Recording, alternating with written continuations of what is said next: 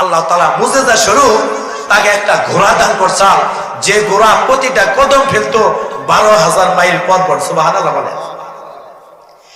এবারে শাহ যুলকারনাইন মৃত্যুর আগে শাগরেদদের ওসিয়ত করলেন, অধীনস্থদের ওসিয়ত করলেন, আমি যখন মারা যাব গোসল করাবা ঠিক, কাফন পরাবা ঠিক, কিন্তু আমাকে সাথে সাথে দাফন করব না তো কি করব?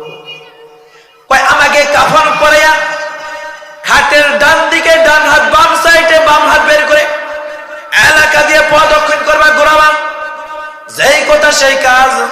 বাদশাহ যুলকারনাইনকে এলাকা দিয়ে ঘোরানো হইতাছে।